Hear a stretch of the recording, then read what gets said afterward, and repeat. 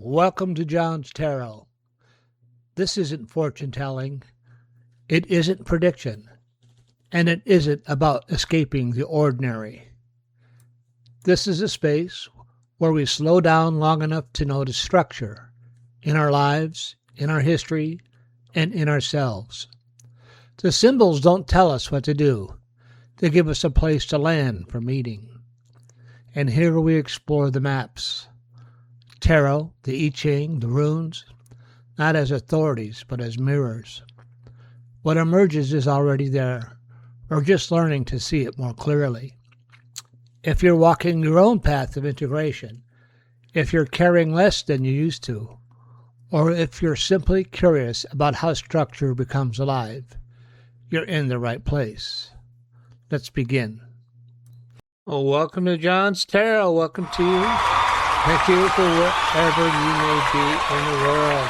I hope you all are doing great. And shout out to you to the entire world. I hope everybody's doing good. Today is going to be the final installment of my three-part series on using symbolic systems for interpreting what's going on in reality. You know, one thing about symbolic systems is that it's more dependent upon your internal higher self, because as you interpret these things, you're developing that state of individuation, and your interpretation is more colored by what's going on within you. Now, when we receive our information from the outside sources, whether it be Fox News or CNN or any particular website you want, they are coloring how you're receiving that information. They all put a little spin on it. But when you use symbolic systems, you're doing something entirely different. What you're doing different is you're drawing some interpretation from your inner self. That's why these things aren't really supported by the outside world. They don't want you drawing your own conclusions. Our media, is my belief, our media wants you to outsource your thinking and not make up your own mind. So these are tools to help you interpret the world as it actually is, without color from the outside world. So what I'm going to do today is talk about system perturbations. There's a certain feeling that shows up when a system is under pressure. You hear it in a language. You feel it in the tone. Statements become more absolute, more defensive, more certain, almost as if the system is trying to hold itself together by tightening. I can no longer sit back and allow communist infiltration, communist indoctrination, communist subversion, and the international communist conspiracy to sap and impurify all of our precious bodily fluids. That kind of language isn't new. It's not tied to one time or one place. It's a pattern. And when you start to recognize that pattern, you begin to see something important.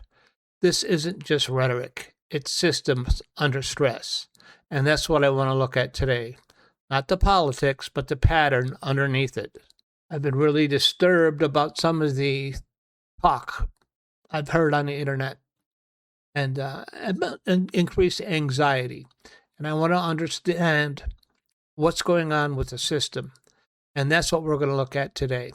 I hope you enjoyed the little sound clips. Those are just fun. So let's look at today's presentation. Today I want to talk about something I've been watching.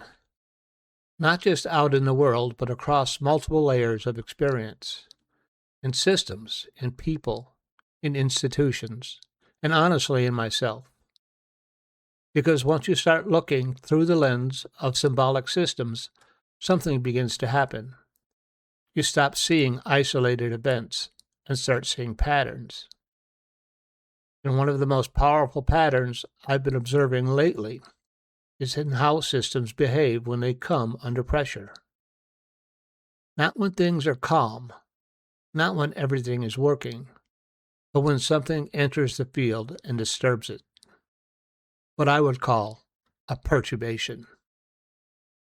Before we go further, let's ground this.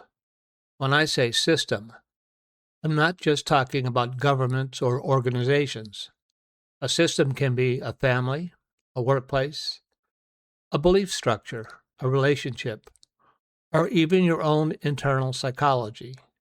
Anything that has structure, identity, and a way of maintaining itself. That's a system. And most systems, when they're stable, look coherent. They make sense. They function well enough that you don't question them. But stability can be misleading because you don't really understand the system until it's tested.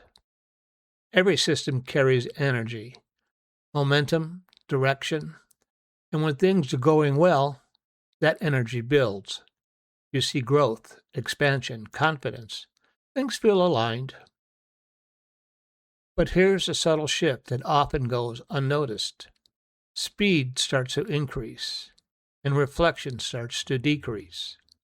And when that happens, pressure begins to build, sometimes quietly, sometimes irreversibly, until you reach a point where the system is no longer moving, it's being compressed.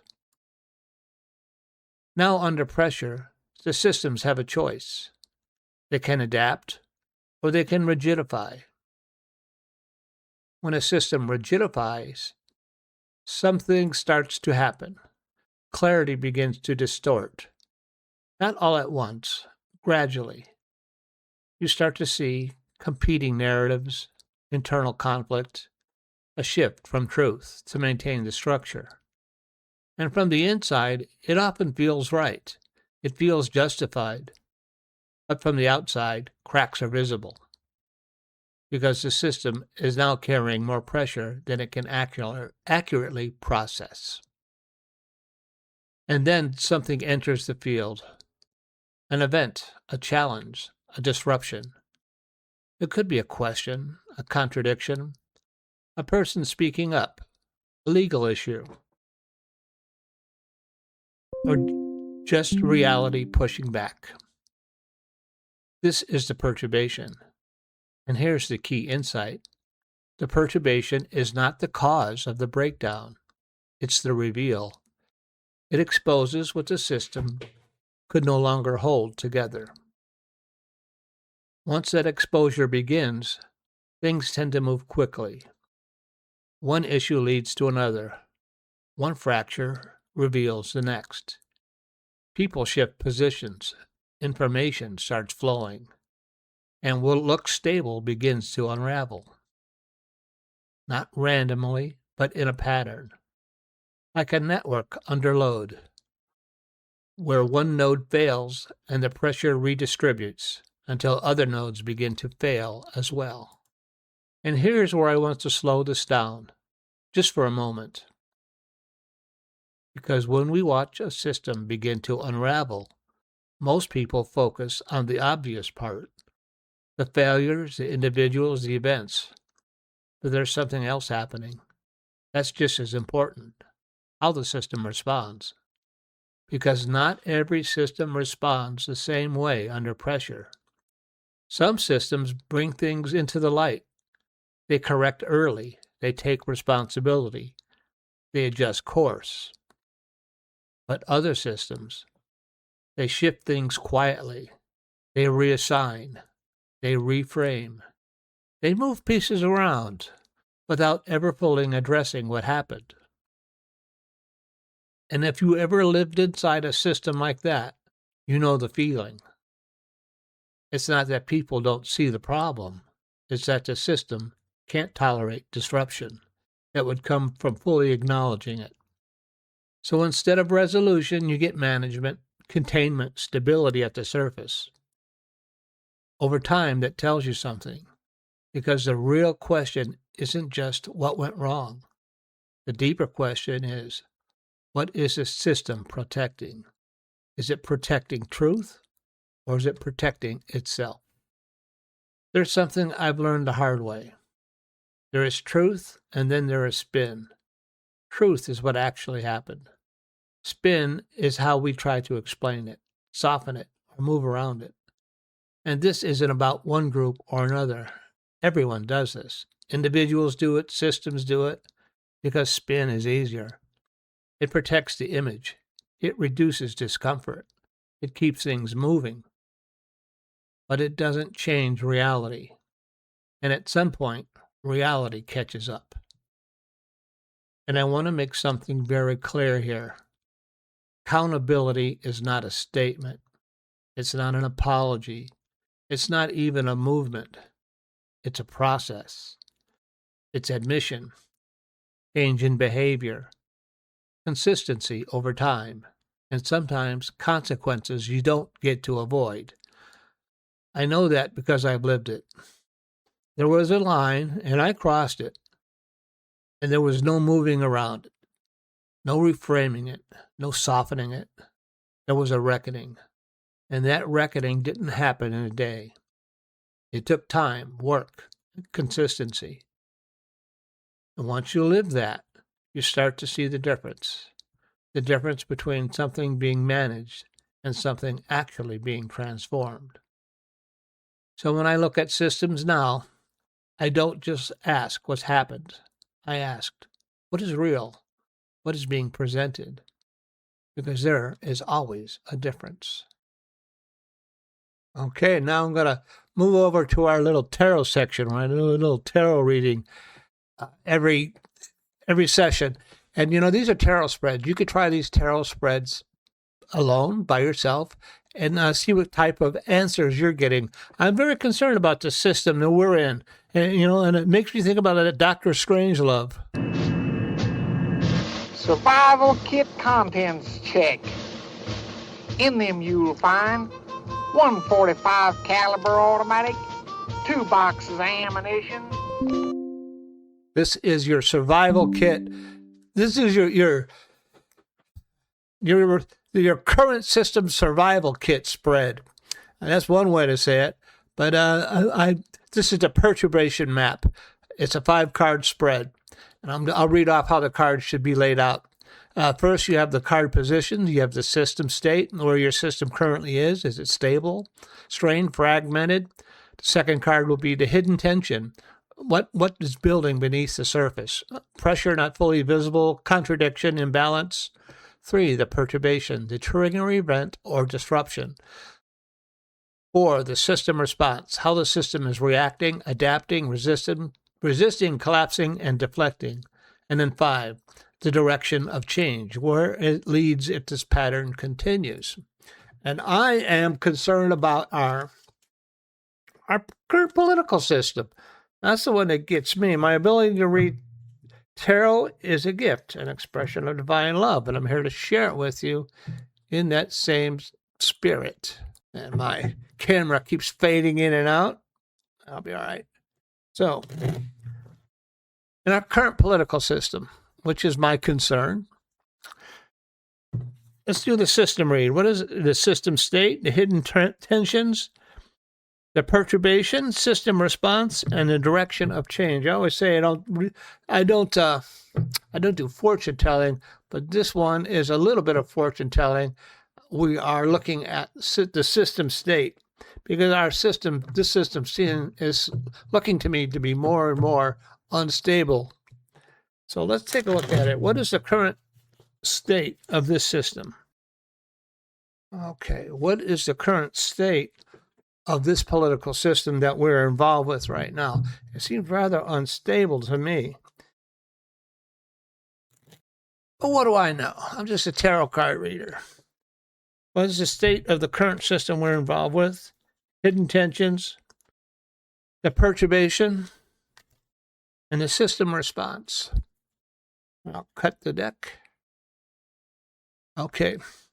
The system state, and I'll throw some runes on it.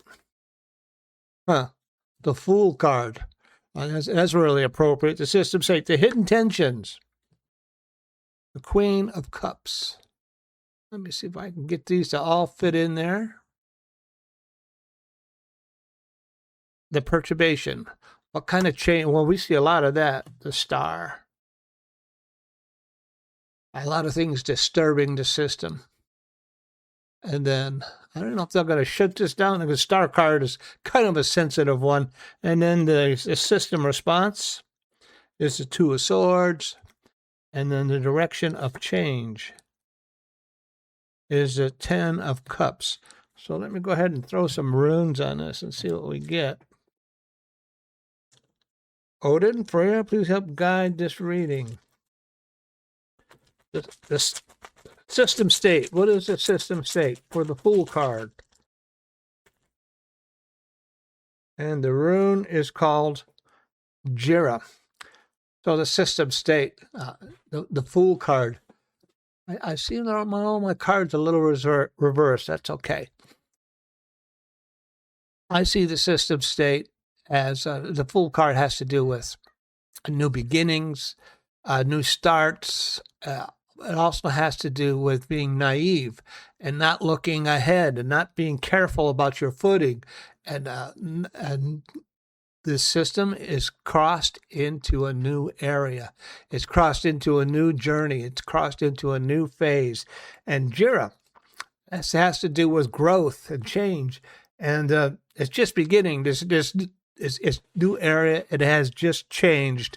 It has just passed into. It's just at its beginning. It's crossed into a new threshold. It's crossed into a new state. And in each state, and I talked about this in my last couple of videos, how systems have a life cycle. So this system has crossed into a new state in its life cycle. And the hidden tension, Queen of Cups, where this system is supposed to be taking care of us, the Queen of Cups. And that this rune is called Orthelia. It's supposed to be taking care of us. It's supposed to be looking after us. But I really feel like this system is just putting more stress on it. I feel like a good system would be removing stress from our lives, removing tensions. But this system is putting more stress on our lives. I don't feel like it's meeting its responsibilities. Things are becoming more expensive. This individual who's in charge of it, I call him the primary oscillator, is putting more stress on us by he's threatening to wipe out entire populations, entire cultures, and then revealing himself that he believes he's Jesus Christ. That is a system under stress. That is a system response that is putting more tension on us. It's not fulfilling its obligation, which would be the Queen of Cups, that we've got everything under control. You're going to be all right. It's not doing that at all. It's increasing our risk, and that is Orthelia has to do with inheritance, things from the past. And it's not fulfilling its role of systems of the past, people in that position. And then the star card has to do with the perturbation, the change. Let's see what the rune is before I do the interpretation. And that rune is called Feo, yeah. Movable wealth.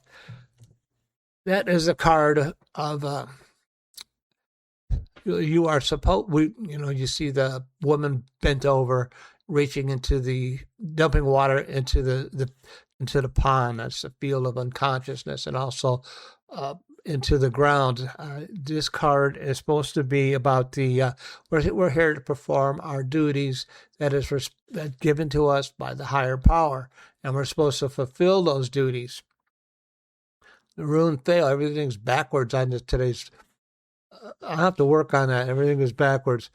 I don't know if this one is fulfilling its obligations to the people, if it's fulfilling what it's supposed to be doing.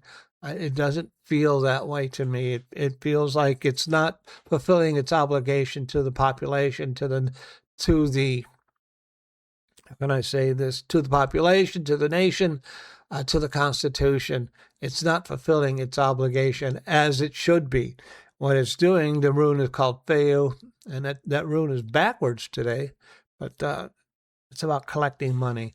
It seems to be in a position where it's more concerned about money and collecting wealth and removable wealth than it's concerned about fulfilling its obligation to the population.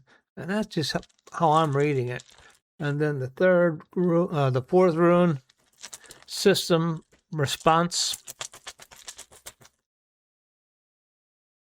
And this one is Iwaz. You can see that one a little bit more clearly. Oops, put it there.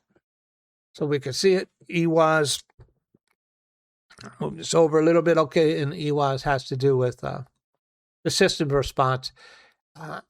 It's at cross purposes to itself. You see the woman with a blindfold on and 2 swords, and it's supposed to be, and it's gathering information about this new phase it's entering into. I don't know what's going on with our chief executive, but they're looking at this guy. They're looking at him, and is he going to be able to move forward and move the country forward in this dignified, purposeful way? And that is a system response. It's doing some self-reflection, but it's not doing self-reflection to reconnect. It's doing self-reflection in order to do damage control, because this chief executive is not providing what we need as far as moving forward with dignity and grace.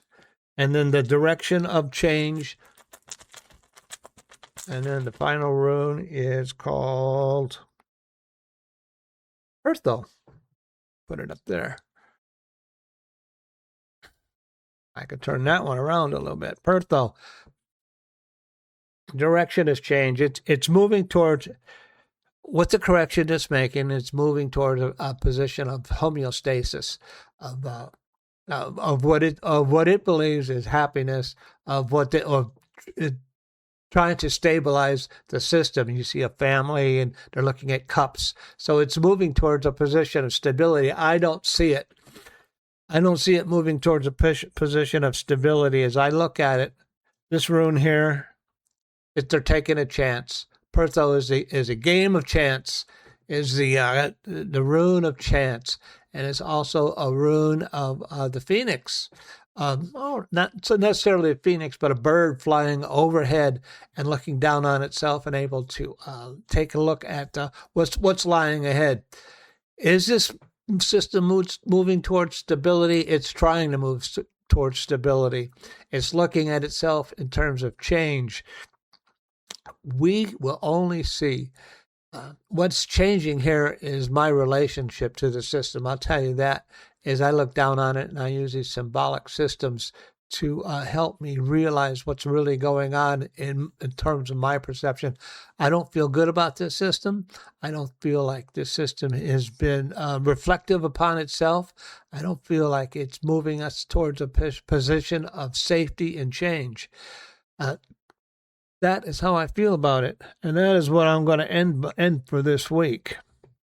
Goodbye, Professor Marvel, and thanks a lot! Well, it was my pleasure. I hope you enjoyed this 3-part series, and this is the conclusion of my 3-part series, and that you take these symbolic systems and use them in your life, and you can examine what's going on in the outside world as a third source of information, but realizing that most of this information is coming from you internally.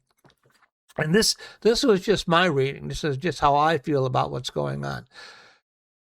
I need to, for me personally, even though these are unsettled times, I need to take responsibility for remaining calm, remaining purposeful, and remaining focused on my family, my career, and my life. And I'm just going to have to let this system do what it does and let it cycle through its life cycle. And maybe next week I'll do something on a little fortune telling on how does this, what does things look like in the near or immediate future.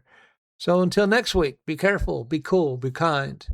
And remember, find strength, have courage, have faith. And I will see you all again next week. All right, bye-bye.